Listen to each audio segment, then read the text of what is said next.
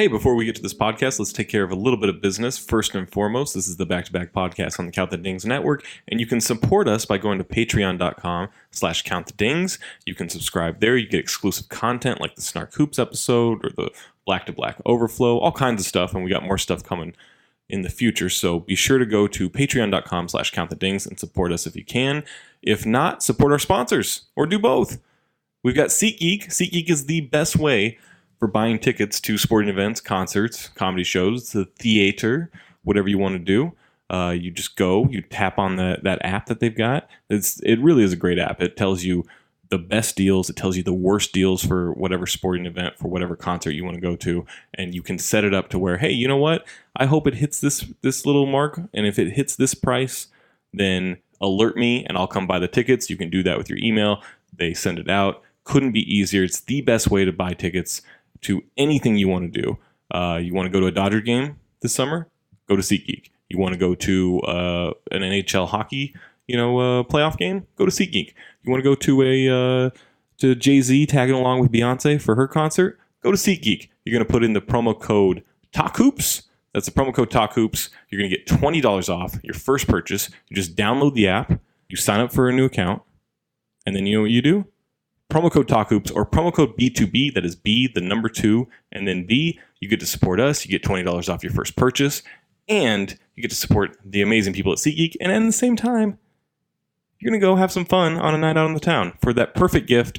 Or maybe you just want to get away for a little bit, get away from the kids for a night, get a babysitter, go to SeatGeek, promo code TalkHoops or promo code B2B. And now, because it's Wednesday, you're going to get a special episode with Jason Concepcion, network of The Ringer, and then of course you're getting that preview for the SnarkHoops episode that is exclusive content on our Patreon. So please go to patreon.com/countthedings to get that SnarkHoops episode. Now, enjoy the pod.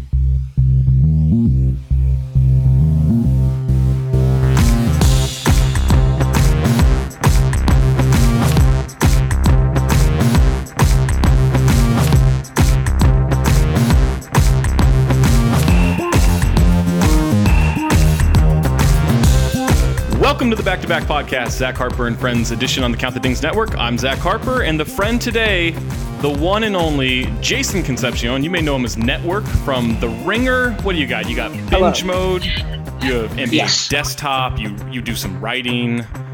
I do. You're all over video. You're judging dunks. Yeah. I judge. That's in an amateur capacity only. DJ Khaled got to judge a dunk on. How far away are you realistically? That's true. But the thing is, DJ Khaled is largely responsible for the success of an entire social media platform. Sure. Which is now slowly going down. Shouts to Snap and everyone that uses Snap, and I hope that people remain employed. But I am not responsible for the success of a entire app. Well, once that Ringer app's there, and I feel like it's going to be you. I can't wait. It's just a 24-hour stream of you and Milton, your amazing dog. I actually think it should just be Milton. Yeah, I agree. I'm honestly a little upset that your Instagram feed isn't more Milton than it is. We're getting there. Yeah, we're getting. It's like 70% Milton. It's pretty good. Not to start out on a dark note. Sure. Why not, though? If your dog and Shea Serrano's dog, younger Jeezy, had to fight, not wanted, just had to. Oh, man. Who's coming out alive there? I think I need to know the weight. It's like, what are we looking at in terms of like the weight and the reach and the the size? But I have to go with my dog. I think that's just like the nature of being a dog owner. I think they appear, now just judging from photographs, they appear to be relatively the same size. Milton hovers around 30-ish pounds. Yeah. Obviously low to the ground. He's kind of got that low center of gravity. Jeezy doesn't really have a that kind of flat-faced dog. I don't know what they call that. Is there a name for that when a dog has a flat face? I'm sure there is. I just call it like a smush face. Yeah, I don't know what that's called, but I think, as I understand it, I believe with a regular dog face, it's just much more, it's easier to bite things. Easier to bite and also easier to breathe. easy to the whole. So I like the whole thing. I figure Milton gets in there, gets a couple bites in, and once the fight goes into like the later rounds, Jeezy's going to be sucking air, and it's just going to be really tough for him. And then he'll get his throat ripped out, and then Milton will be tearing at his belly, and intestines will spill out over the ring. We're going to get into much more like advanced dogfighting metrics later in the podcast, but right now let's shift it a little bit to. I want to talk a little bit of NBA, but I mostly want to talk like sports media with you. So let's do some NBA stuff. What do we make of this Sixers team in that? I've had this struggle this season because there have been so many double-digit win streaks that like now I'm starting to think like I don't know that I trust win streaks anymore, which is kind of a dumb thing to do, and I'm not trying to be contrarian, but the Sixers, are they good? Right? Yeah, I don't know if wins are actually good. The Sixers were 36-30, and like they were a good team, and they were excited, and now all of a sudden they're 50-30. And I don't know why I'm supposed to change what I thought about them after 66 games. And I've done this with like Portland, and I did it with Utah and all this stuff. So I'm wondering where you are on the Sixers and wins in general. Are you in on wins? I'm very in on wins. I think it's much of the reason that the games are played is to figure out who wins. Mm-hmm. So I'm in on wins. Okay. I do think that, the Sixers, it's interesting because we had no frame of reference for like how good they were going to be. Like earlier in the season, before the season, I picked them to, I think what was the line on them? Like, so the over-under was like 38 games. And I thought they'd go under simply because you had a lot of question marks. Ben Simmons had yet to play a game. Fultz had yet to play an NBA game. Embiid remained to be seen if he could play healthy and could remain healthy. And then the thing that nobody really saw coming was that Ben Simmons is like an MVP caliber player who, if he ever develops a jump shot, will be truly terrifying. Embiid stayed relatively healthy for him, and they didn't even need Fultz. Right. Fun team. I have no idea what, it reminds me of the OKC team when they took the leap from like whatever it was, games to 50 games. So I think they're certainly the most fun team in the league just because of the storylines and like the shit talking of Embiid. Yeah. How Ben Simmons plays. I mean, that game against Cleveland, like he had like 3 plays in a row where he came down and just put playground moves on various Cavaliers through the legs, reverse through the legs, looking off dudes. He's electric. Freaking electric. And he's like kind of a dick, which I enjoy. I love that. I love that he like just dismissed or wouldn't even acknowledge. Like he pulled the Kobe Bryant Raja Bell on Donovan Mitchell. Like Donovan Mitchell's good. You can't do that. Like that's what a rude thing to do, and I love it. I'm not even sure that Ben Simmons knows Donovan Mitchell. Knows that Donovan Mitchell exists. That's true. He was just like, I don't. Anybody else look good for you? No, I don't. Who? No. It was great. I would love if he referred to Lonzo Ball as Alonzo. Just said Alonzo every time. Like, just get the name just wrong enough.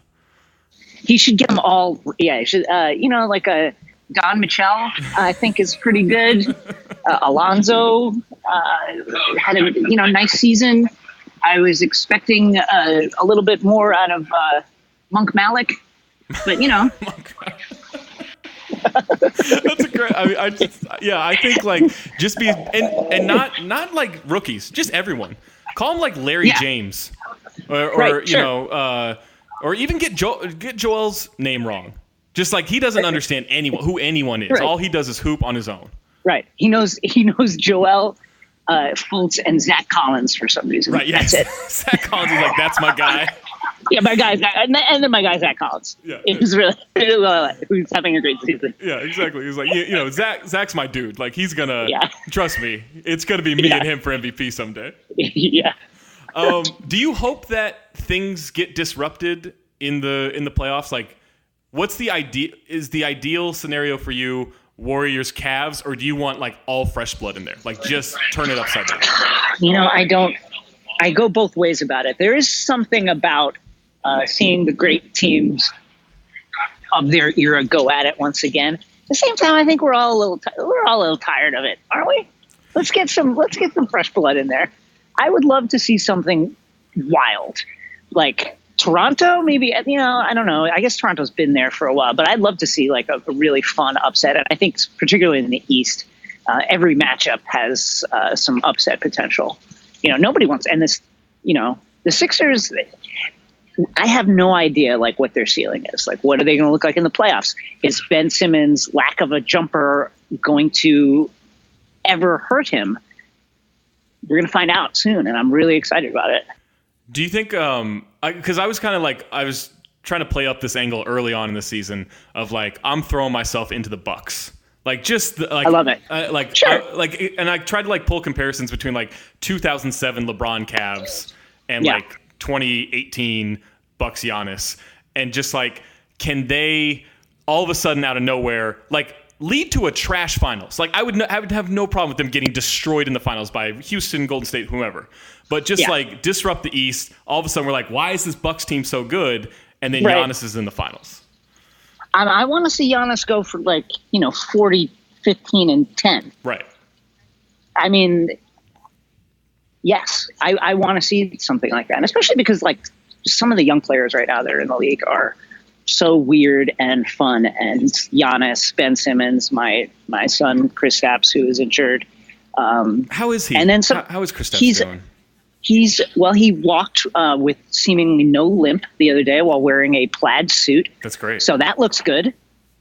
And I'm hopeful. ACL injuries, I think, with modern technology and the best PEDs that money can buy, I think are not the obstacle they once were. Do you think, based on his history of just ownership and direction, that James Dolan is finding the best PEDs, or is this just like he might get some knockoff third world country PEDs that just they're probably okay, but they also may lead to like a third leg grown? And I know nothing. Listen, I don't know anything, but my feel on the subject vis-a-vis Kristaps, who is under the care of totally up and up Dr. Carl Kolker, who is an extremely muscle-bound 52-year-old man. My feeling on this is that Kristaps, whatever James Dolan's PED of choice might be, Kristaps is into the good shit. He's into the real shit, the real deer antler stuff, like the rhino semen, like the fucking the pituitary gland of a man with giantism, like whatever it is. What if he's just just trying to siphon off some of like Boban's blood? He's just like, this will fix me. Boban's blood is extremely robust, and also Boban. Shouts to Boban, just in terms of picking up dance moves faster than I would have given a man that size credit for. Yeah, it's really impressive.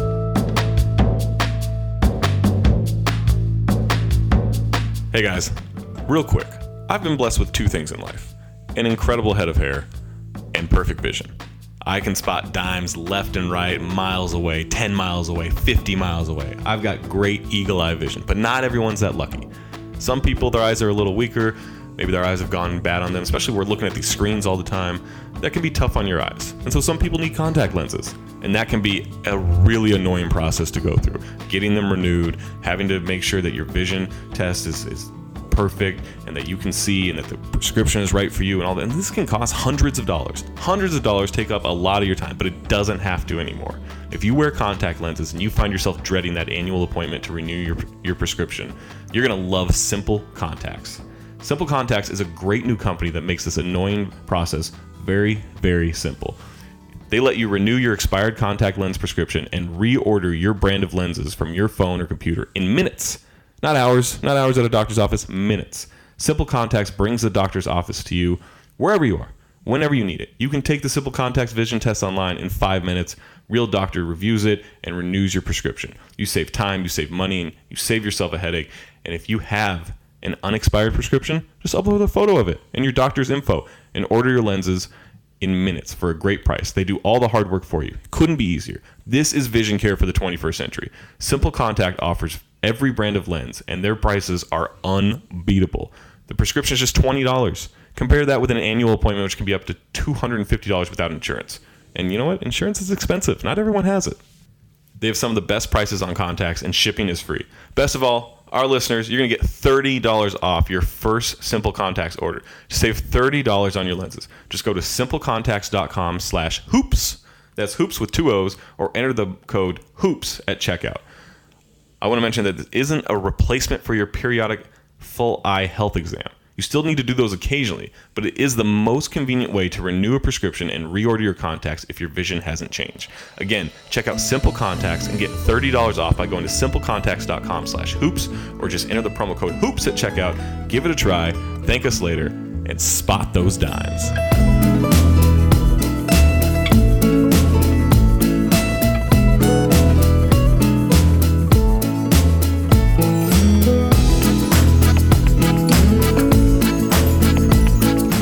Hey, here's a transition. Speaking of impressive, yeah, I would say you've had an impressive start to your career.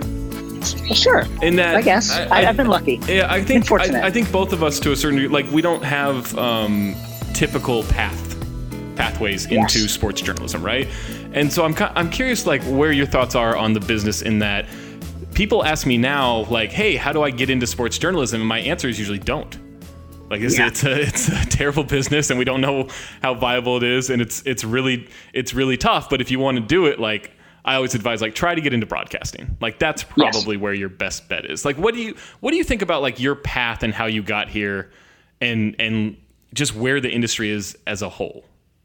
It's an interesting question. The biz, yes, the biz. The biz is extremely unstable. Companies go out of business all the time. Companies are like, hey, we're going to throw everything into video because that's the next thing. And then Facebook is like, actually, we're going to change our algorithm. And so all of a sudden it's like all those video departments are going away and places go under. That happens all the time. So it is a weird business. Is there even such a thing as like a traditional career path? Like, I honestly don't know anymore. I feel very lucky to, just be at the Ringer where, knock on wood, like we're doing well. But it's definitely like, if you stop to think about it, and even if you don't stop to think about it, if you just read the news, like, and watch and read about like all the different places that are either going under or cutting employees, it can be a harrowing business to be in. That said, how would you get into it? I think your advice is good. Broadcasting, that's one way to break into it. Another way to break into it is like, you have the tools. Right. Start a blog, get on your social media, start filming yourself doing stuff, and just do it. Like NBA Desktop, the show we do, is like, we literally do it with like Google Drive, Google Documents, and like screen recording technology that's like built into your computer. It's like it's not anything difficult to do. Anyone can make a show these days. It's just time consuming, right? It's just time consuming, and it's also like finding the dedication to do it regularly. I think part of the thing, and you know this, like with blogging, is like, you have to blog like several times a week, and it has to always be there. Like, if you're going to be a blogger, if you're going to write, you've got to do it so that when people go to your site or wherever your content lives, they have an expectation that there's going to be something new there several times a week. Right. It can't be like, I'll blog a little bit now and I'll do it later. Like, you just kind of have to like pump it out, and then hope that something good happens. There's a lot of, one of the great things about the internet and the business, or at least the tools that are available to people these days, is like, it's barrier to entry for just a lot of people. There's just a lot of voices that can get heard. Can they get paid? We're still not like there yet. Like, hopefully everyone can get a job, but people can get noticed a lot easier now. And I think you and I certainly are like examples of that. Yeah. I mean, how would you chalk it up? Like, would you say like Twitter is the reason you have a job? Sure. Or not a job, but like a career, right? The career you have. Like, you got noticed mostly through Twitter. 100%. I was tweeting about games. Right. And then that went on for a few years. And then people were like, a few different places, like, do you want to try writing something? So I did. And then from that, I got on at Grantland, like, as a freelancer. And then that's basically like my career. That Grantland shut down and I moved to the Ringer with everybody else. And that's why I am here. You mentioned blogging earlier. Do blog? This is probably a dumb question. I don't mean it in a condescending way. Do blogs still exist? In that, like, is blogging still a thing, or like is podcasting now blogging? It's interesting. Well, I think it all exists. I would, my sense is that podcasting and vlogging and or streaming are kind of ascendant when compared to blogging. That said, like, I would recommend to anyone that's looking to like make a career out of whatever it is that we do. What do we do? I didn't even know like what it is. I guess legally we're journalists, right? Sure. Yeah. I mean, which legally, like now, I would never side with him, but now I understand what Trump's talking about with media, right? Like I don't agree, but I understand. Yes, I get if I'm a journalist, I get it. I would recommend to anyone who's to what we do is just like really try and work on all of those disciplines. Like writing is great for organizing your thoughts and just being cogent and clear and figuring out how to grab people with a sentence, and then try to turn that voice into your podcasting and video voice. Like if those things can work together, that's more the better for you. You show yourself to have like more facets to your career. You're more likely to get on somewhere. How was that? Was that difficult for you to develop? Because like you and I have hung out plenty of times over the years. Like I know you to be a very affable guy, a very funny person, like smart and everything, and like so easy to have a conversation with. But did it take a rhythm? Like, did you have to find a rhythm in learning how to do that in podcast form or in video form or TV form or whatever? Like, was that a natural thing for you? Oh, for sure. I mean, it was hard. It was difficult. It wasn't natural in the sense that like it made sense that was what I should do. Right. But it is a learning curve. Like it's like anything else. You just need reps. Like I was lucky enough that right when I moved to LA, we started the Binge Mode Game of Thrones podcast, which was like basically essentially like I had to do 67 episodes of a podcast, and then we did the streaming like after Game of Thrones show, After the Thrones, or Talk the Thrones. I forget which one is which, but it's like once you do that enough, you just build up the muscle memory of like, oh, okay, I kind of understand like how to do it. I understand like how to do it on podcasts. I kind of understand like how to do it on video. So it's just get the reps of it. Like I said, you mentioned before. Great thing about 2018. One of the few great things about the year 2018 is like, not that many. Is like if you have a phone, you likely have the tools to do all this stuff. You record yourself, video and audio, and you can blog and you can write. So just getting those reps, I think, was important to me being able to do this stuff for sure. Yeah, because I found it that like I've been podcasting since I want to say like 2007, 2008. Because like back before anyone knew who I was, I podded with two high school friends. We were in high school at the time. I'm way older than that, but we would pod about the basketball like once or twice a week, and I found like, all right, I think I know what I'm doing, right? We're having fun. Whatever listenership we had, they seemed to enjoy it. And then I think someone commented once, like on Twitter, like, oh, you sound like Seth Rogen when you podcast. And I thought, well, that's not my voice then. Because like that's Seth Rogen's voice. Like, what am I doing? Right. Like that, and so I felt like I had to like not change who I was, but change my rhythm, cadence, whatever, my laugh, I guess. Like I don't know, and I don't know why I was so offended by that because I don't dislike Seth Rogen, but I felt like all of a sudden, and it's probably I think with a lot of people in how they started writing, at least like our generation. Like, I think a lot of people were reading Bill Simmons. They're like, hey, I could do that, right? Like I could write that. I could write that style. Like he fostered so many of young writers now or writers our age or whatever. And so I think it was like kind of, I've always told people like you try to find your voice by copying people and then realizing like, oh, I shouldn't copy that person. Right. You bring up a good point actually. And people saying like that you sounded like Seth Rogen. It's like one of the things you'll come up against, like as a person who's like trying to be on the internet, it's just like haters, like people shitting on you for whatever reason. And I recommend to like anyone out there who's trying to like do this stuff, like just try and surround yourself with like people that you trust, whose criticism that you trust, who you can be like, hey, is this bad? Is this good?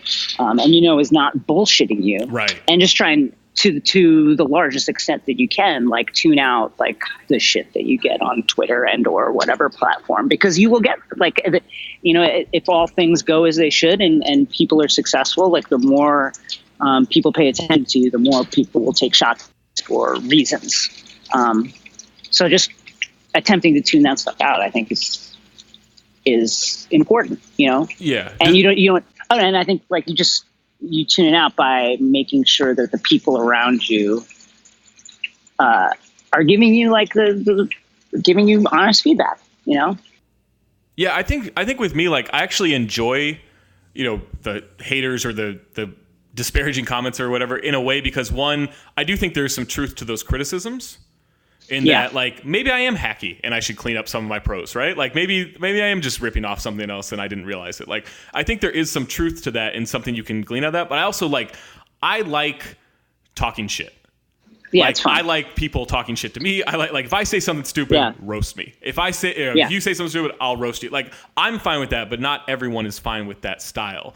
And so I think, like, for me, you do, like, I can get caught up in that, certainly. But what you say is a great point in that you do need to have those people around you. Like, I know the 4 or 5 people in my life that I can say, am I doing this correctly? Should I change this? And they will give me a straight answer. And they have good 100%. perspective. And finding that is great. And I think one of the things that annoyed me about, quote unquote, basketball Twitter, for years has been just like, everything's a must read.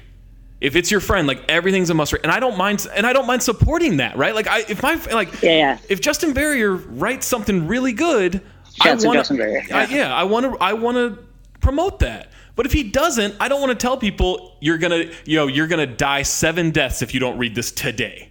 You're gonna die. Your heart is going to stop. The reversed ring, right?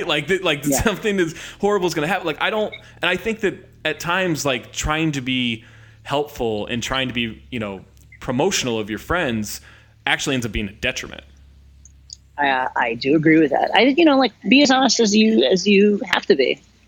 Like, I think that's good advice to anyone. If you're not feeling a piece, no one's forcing you to like tweet it out. Or to promote it. Like, I agree. That's Juliet Littman, who is one of our editors at The Ringer. Like, she's always talking about how the internet has flattened writing and it's like flattened opinions. And it's true. Like, one of the things that the rise of basketball Twitter has brought on, and I love basketball Twitter. I've all in my career. Of course, like, you and I created basketball Twitter, but that is neither here nor there. Me, Trey Kirby. That's it. Yes, we created basketball. That's neither here nor there. One of the things that basketball Twitter did is it's created this kind of like flattened landscape of opinion. You know what I mean? It's like mostly think the same things are good and mostly think the same things are bad and mostly have the same opinions on the same players. I don't think there's anything you can do with that, but it is a thing to watch out for. Yeah, it's very hive-mindy, right? Yes. In that, like, sure. Yeah, like you and I think you can get caught up, because I've certainly done this in the past. Like, I can get caught up wanting to agree with someone because I know they're smart. Right. Yes. And all the time. And in doing that too, like, I've actually found that I read so much less than I used to. One, because I'm a little illiterate, but two, because like I'm not going to say who, but I wrote a feature. Like, I worked really hard on a feature. Like, let's say, like, I think it was like 4 years ago, and like I had this idea, and I like really worked on it, and I thought it went great. I was really proud of the work, and then like that day that it got posted, some other basketball writer, it was like, oh yeah, I wrote something like this like 2 months ago, and I knew I hadn't read it, but I maybe saw comments about it, and like it helped form my opinion, and to me, I was like, I need to stop reading because I don't know, like, I'm not smart enough to parse out, like, what is my idea and what am I co-opting from someone else. So I actually read a lot less than I do now, which I think helps me form my own voice, but I think also probably hurts my understanding of the conversation. It's an interesting balance that you bring up. Like, I mean, we're both people that know people like in the comedy world, and that's like a thing that happens. Like, you set and they make a joke, and maybe that some poor like matriculates in your brain. You bring up an issue of like needing to balance research and or, your kind of acquisition of like content with just like forming your own thoughts. Like it's hard sometimes, especially on the internet. Who do you think has influenced you, like that you work with the most? Like, are there people that you kind of not take things from, but you're like, I like the way they think, that has changed? Because I'll say like the way Amin Elhassan thinks about basketball or just thinks about anything, like he's so good at breaking down the minutia of anything in life. Yeah. That I like, whether I agree with him or not, like I've tried to kind of figure out how his brain works and how I can apply that to me. Yeah. Chris Ryan, who is my editor, was my editor at Grantland. He's our managing editor, executive editor. I forget all the editor. He's one of the founders of The Ringer. Yeah. And he had a blog back in the blog version 1 days, like a blogspot blog called Chauncey Billups blog. This is like in the free Darko days. Yeah. And it's great. And it's like written in a voice that I can't even like really describe, but look it up. I would advise anyone to look it up, Chauncey Billups at Blogspot. And I was hugely influential on the way like that I write basketball. Even today, like if I'm like stuck on a piece, stuck on a way to like make something sound punchy or just like be entertaining, like while trying to write about basketball, like I'll just open up a random page on that blog because it's like, to me, like the platonic ideal of like basket blogging, because it's like, it's fun and smart, but also doesn't take itself seriously. And it's just like great shit. Like to this day, I'm immensely humbled to work with Chris Ryan, who is a incredible mind. Is that how you get out of like writer's block? Like how often are you just stuck on something? I'll usually writer's block to me is like, I need to research more. I need to do more research. Sure. So there's various things. I'll either research more or I'll do, like I said, if it's basketball, I'll read like an old basket blog that I like. My go-to, like, I need to open up these writing veins movies. I have a New York Times subscription, like and I'll go into like the archives and read like some New York Times article from like 1880. Okay. I'm dead serious. And like the prose on like the way people were like the prose style of like the late 19th century is just super fun. It's like Moby Dickish, you know what I mean? Yeah. So I like, that's one of my techniques, is just like reading old shit and being like, this is how they wrote it, and then try how, like, is it possible to like this, I'm into that. Another thing idea. I do. That's really, another thing I do. Yeah, that's a great. It's a really fun exercise. Another thing I do is like if I really like a piece that someone wrote, like to the point where I'm like, fuck, I should have wrote. I'll just take it apart and be like, why does this work? Like, what is it about this that is good, and how do I recreate that structure? I do that with, I'll just watch like a stand-up comedy special I've seen 100 times. Where I'm and it's just like, and it's not like, I want to laugh right now. It's like, I want to see how he got from this point to this point, or how she crafted this like workaround to the end of the set, the end of the special, where I'm like, why didn't I see that coming? Right. And I think like a great example of that is something Dave Chappelle did recently, where he like gave you the punchline and then worked his way into it. Yeah. It's incredible. Like that kind of just structure thing, like really, really gets me. If you had to fight one person at the Ringer, not to the death, just like in the octagon. We could do a charity boxing event, but like you need to know that you have a great chance of coming out on top. I like it. I would say Jason Gallagher, my producer on NBA Desktop. Okay. Just because it's important for me to show him who's dominant, like in all manners of my professional and personal career and life. I just need to make sure that he knows that I'm in control, and that yes, he has a son and a wife, but I could take that all away from him. Right. By dropping the rear naked choke on him and making him tap. And I think that's important. I think that's one of the ways that you really build a good working relationship with someone is letting them understand that at any given time, you could make them submit. That's also a great tip on how to get into the business. Now that I think about it, is that if you can rear naked choke an editor, they'll hire you on the spot. Yeah. I think that's like, it's important. Like, do you want to edit my piece, or do you want to get choked out? It's like, give them that choice. Right. Exactly. I think, I'm trying to think, like, I know Jason a little bit. I know you, obviously. Yeah, I think you could take him. I think I can. I honestly think I can too. It's, I think, he's got the size on me, and I think he outweighs me, but I think just the scrappiness, I don't think he's a little soft, honestly. I think if I get at his neck early enough, he'll start thinking about his family and his son, and then I'll just choke him out. And honestly, like, you wear a denim jacket better than he does. I agree. Yeah. So I think there's dominance there as well. Who would you fight? Who would you fight? Anyone in the what about in just anyone in podcasting or comedy or whatever? Who would you fight that you think you could take? I think I could take. I'd fight Ethan Strauss. Oh wow! Now I think Ethan has a switch that can get flipped. That is interesting. That's scary. But I think I can get to him before that switch gets flipped. Right, before it gets flipped over. Yeah. What is the thing that really sets him off? Well, lately it's been baseball, because that's all he can talk about. He's been a big baseball head, so lately, it's been baseball. Yeah, like, I'm sure some kind of right-wing politics would set him off. Yeah. You start talking about about Steve Bannon and Stephen Miller, and then how they're you just be like, I think they're misunderstood. I could say something like that. They have Steve Bannon has some good ideas. Right. I'm not going to tell you which ones I agree with, but I think there are some ideas worth exploring. Yeah, I think he's a provocative thinker. Yeah. I would put it that way. Right. And then that's maybe the worst backhanded compliment you can give someone. Oh, that guy's a provocative thinker. It offers up nothing. He's a provocative. Right. Before I let you go, how did desktop come? Desktop is my favorite. I'm not just saying this because you're on the pod. It's my favorite thing that gets out on the internet every week. It's like, that's really number one, and All Fantasy Everything podcast is number two.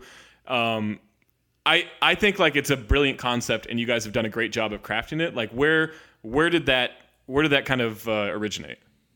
Well, first of all, shouts to our team, my producer, Jason Gallagher, who I choke out in a second, our editor, Dylan Berkey, and one of our assistant producers, Tanya Hubbard. The idea was basically like, kind of started with Chris Ryan a little bit, who's like, we should do something that's like, that captures NBA Twitter. And then various conversations. I've always loved Talk Soup. Yeah. It's like the idea of like this show that picks out like these interesting moments from the culture of the NBA and then comments on them. And then we had Slow News Day, which is Kevin Clark's show, which is basically like a print media talk show. And so the idea was like, okay, let's make it internet. You're on my computer, you're watching as I go through basketball Twitter, scroll through Reddit, go through the various blogs and like within the moments and stuff. And it just kind of, the concept evolved from there. We did a pilot, Bill liked it, and then we just started doing them. And the great thing is like we said, like the tools are extremely rudimentary. Right. It's like we just have a camera. We started shooting on a DSLR, but we did the first 3 months of the show on iPhones, and just me screen recording my laptop on QuickTime, and that's how it came together. All right, my two last questions for you are: sure. One, who has given the spiciest take on desktop? Well, the brother of noted chef Rick Bayless, by extension, gave the spiciest take. That's Skip Bayless, the brother of Rick Bayless. Mm-hmm. But he didn't actually appear. So actually, let's see, who is it? It's got to be Chris Ryan, who said that the Sixers don't need LeBron because he would stifle Fultz's development. Was he eating a cheesesteak as he said that, or there's some kind of cheesesteak? That was real Philly. That was real Philly of him. It's extremely Philly. Extremely Philly. There's been some good ones. And of course, you're welcome to come on and talk the most shit as we enter. Yeah. We're going to might as well announce it now. We're going to a 2 episode per week schedule once the playoffs hit. So next week we're going to start dropping Tuesday and Friday. Wow. Okay. That's a big commitment. it's a commitment. Yeah, it's a commitment. My last question for you. You got to go to the Andre the Giant documentary premiere, Yes. which will be already out by the time this posts on Wednesday. So you can go watch on HBO, I believe. HBO Go. What was the coolest moment from that experience? Talking to the Big Show, who is a fucking gigantic man, and literally like the blood drained out of my arm as I had to like talk to this guy. It was like just like my arm with the mic, holding the mic just straight up in the air at his mouth as he gazed down at me from like 20 feet in the air. Huge man. That was probably the coolest thing. Yeah, I saw him in Cleveland up close. He's a big dude. Yeah, I went to Monday Night Raw with Lang Whitaker in Cleveland years ago during the finals, and the tickets were supposed to be for Rick Fox, but Rick bailed, and so that's why I got to go. So the tickets were like right behind the announcer. So I saw him up close. I was like, this is impossible. Like, and he's like, it's like seeing Shaq. Like it really is like seeing Shaq. Like he's impossibly big. He's like what, like 7 feet tall. He's got to be like pushing 400 pounds. Yeah, he's got to be like. It is truly incredible to see dudes that size. Like, I mean, that's part of the reason I love basketball so much. It's just like, it's incredible to see guys that size move. Yeah. Like really move. Yeah. Yeah. It's, it doesn't make a lot of sense. I'm not fully convinced they're not robots. He might be. I thought about cutting his leg open. Next time, give it a chance. Next time, when Andre the Giant 2 documentary comes out, I think you cut his leg open. You just see. Yes. I would just saw it open. I'm just gonna take a Sawzall right to the ankle. Yeah. Skinniest part of the leg. Boom. Cut it open and let's see if there's wires in there. It might be wires. There might be strings. You never know. You never know. It could be anything. You really do never know. Jason, thank you so much. People can follow you on Twitter at Network. Read you on The Ringer. You got Binge Mode. You got NBA Desktop. Follow The Ringer. All that stuff. Thanks for having me on, Zach.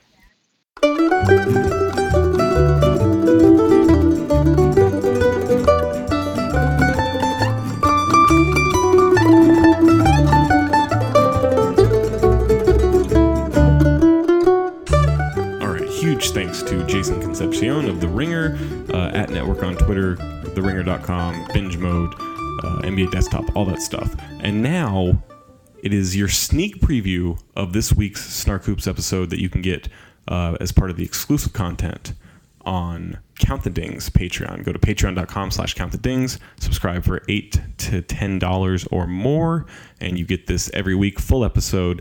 This week we went an hour and 16 minutes, so it's a full episode. But you can check that out right now. This is about, a little snippet of it where we discuss all kinds of stuff on the episode, from great stories from the Jazz public address announcer to when's the proper time to use the word ravishing. We rank Lorne Michaels movies. We rank airplane movies. Let's see, what else is there? The idea of shaking hands. Is that weird? So we discuss all kinds of things. So check this out. Go to patreon.com/countthedings. Please support us, support the sponsors, and enjoy this snippet of SnarkHoops. God, I feel like such an old person typing this in. I typed in nature video shocking. That's not great. I'll see if I can find one. Yeah, just start with a good old regular SnarkHoops question. You can submit these with the SnarkHoops hashtag SnarkHoops.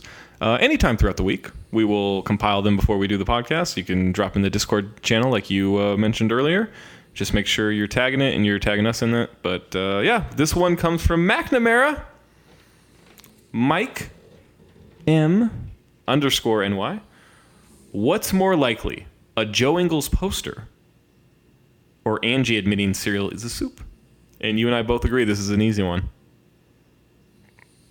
Yeah, Joe just had Angie a poster admitting cereal is a soup. He dunked on Brooke Lopez, and now he's no longer a twin.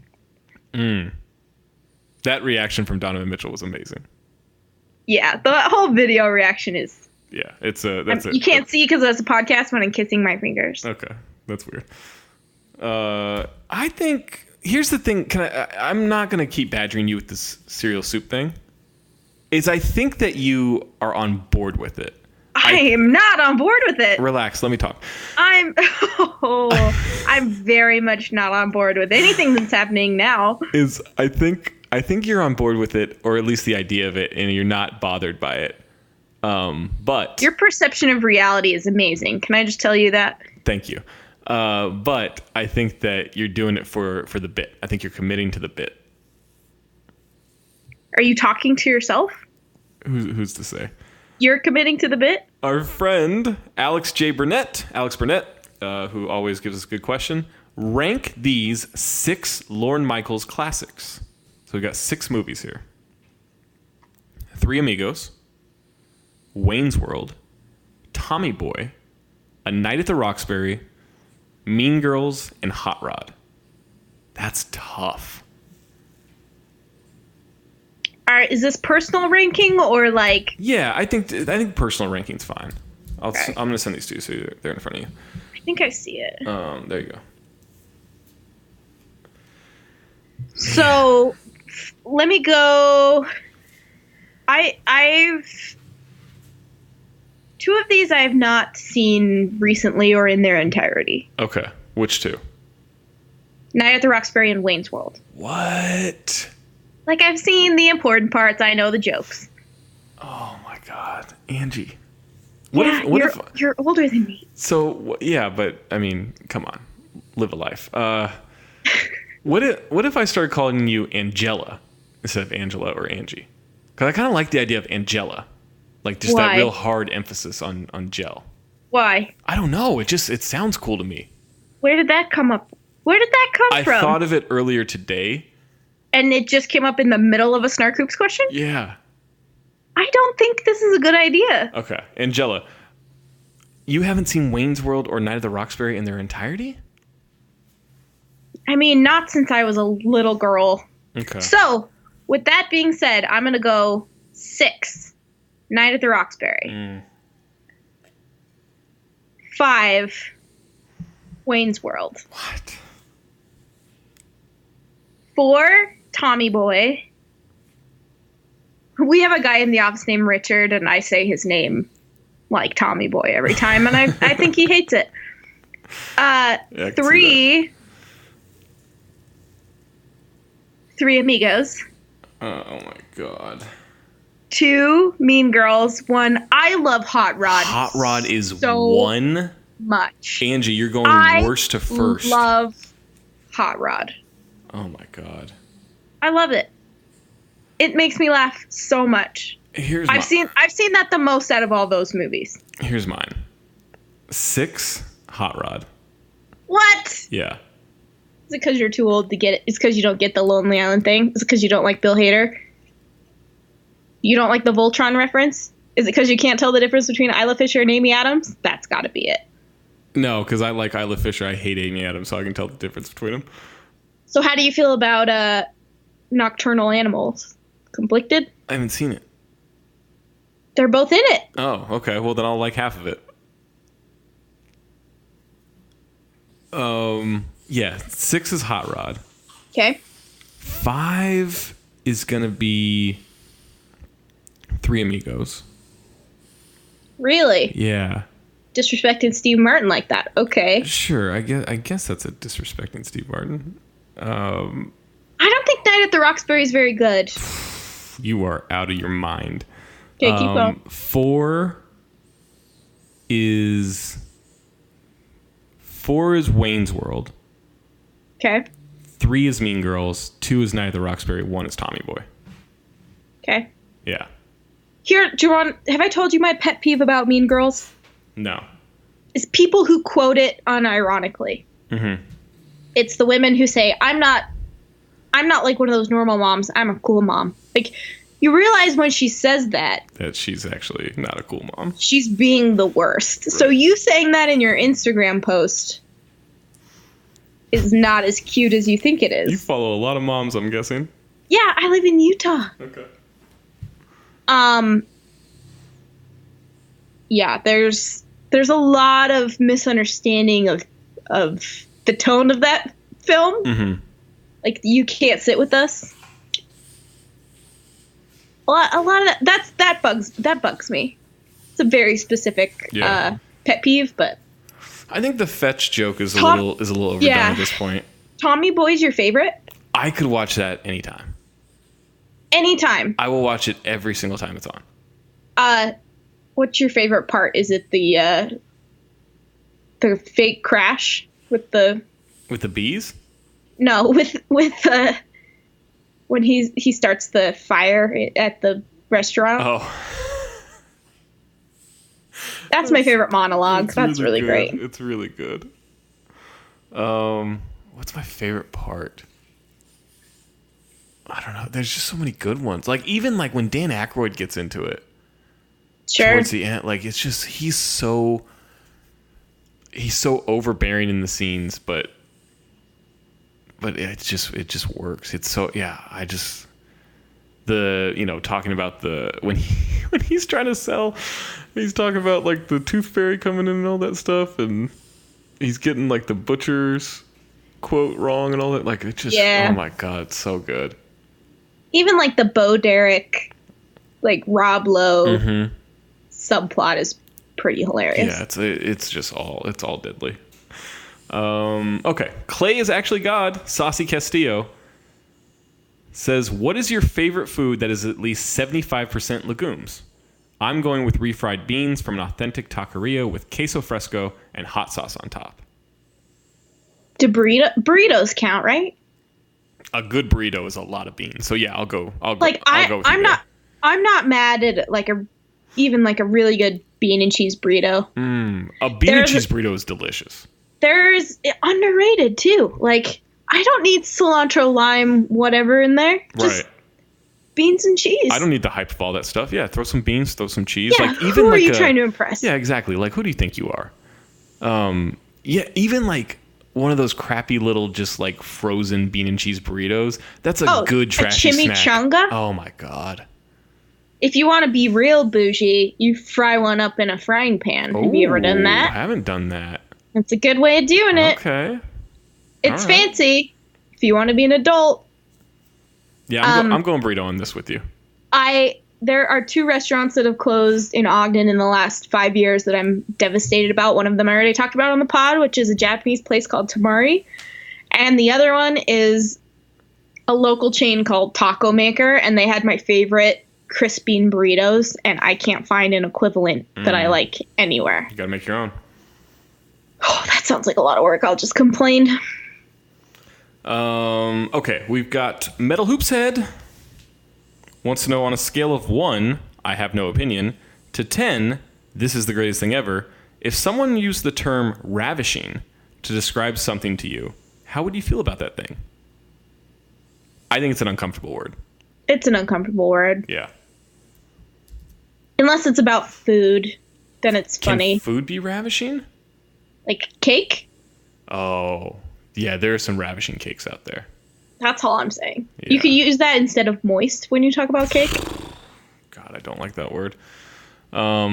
It's cake specific. That's a cake specific adjective. I guess. Yeah, I feel like a boysenberry pie could be ravishing.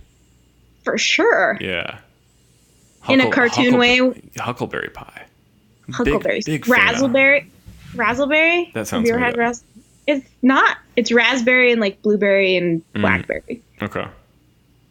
Has science gone too far when it comes to berry pies? Squish all the berries together. I don't care. Okay. All berries matter. Marionberry's a great pie. I don't like cherry pie. Yeah, out on cherry pie. And I don't like baked apples. Oh, so you're out on like an apple pie?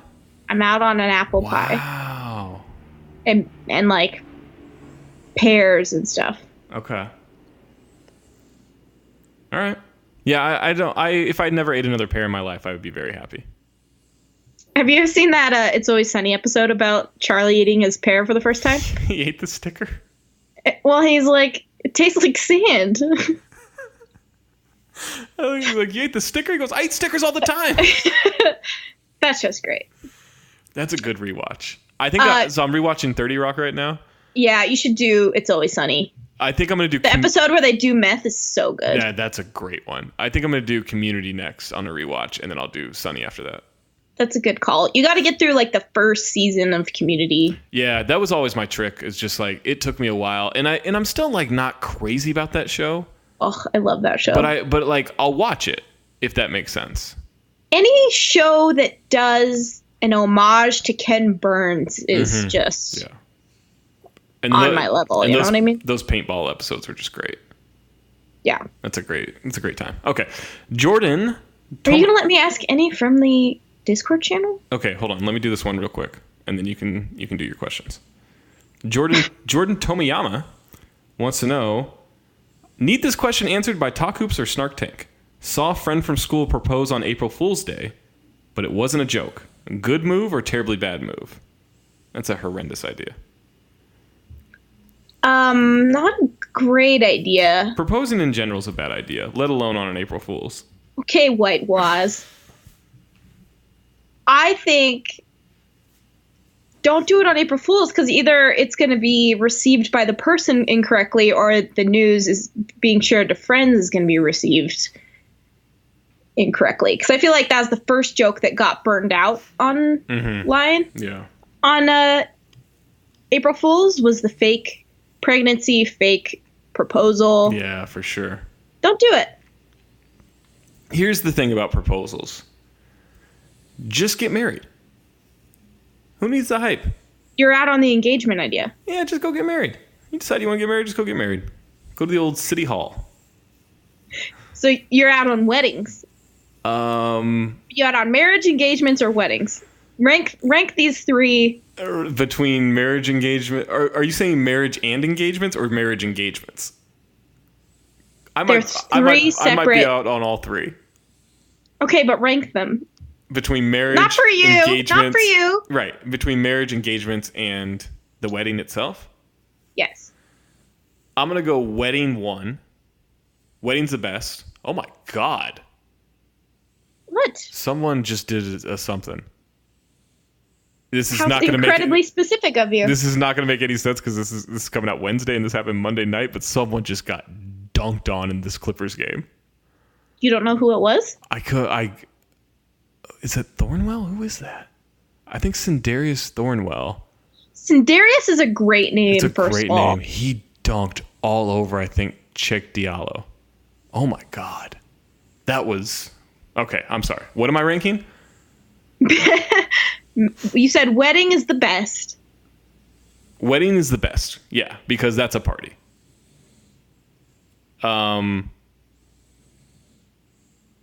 I guess engagement then marriage. Marriage and engagement. I don't really know. Marriages are probably fine.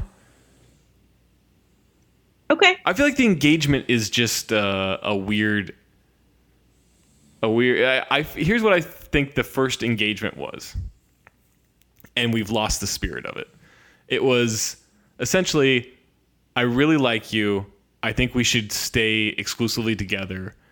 But I'm not 100% sure. So let's just have this moratorium, and then we'll figure it out. You think that was the spirit of it? I think that was the spirit of the first engagement. I think the spirit of most weddings was I own I own your father's property now when he dies. Or back then it was pretty much I own you, right? Yeah, and I think the engagement was the negotiation essentially process? that. Yeah, okay. Yeah. Okay. Utahns have notoriously short engagements. Yeah, they just get to it. Because Yeah, I guess. All right, what are your questions? What do you got?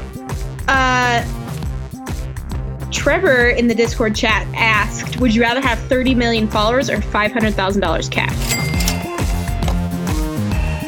To get the answer to that question and many more, again, that is patreon.com/countthedings to subscribe to our exclusive content, to help support us, and please subscribe, rate, review, retweet, quote tweet, do all that stuff to help spread the word, to help us keep going forward with our independent movement. We appreciate your support.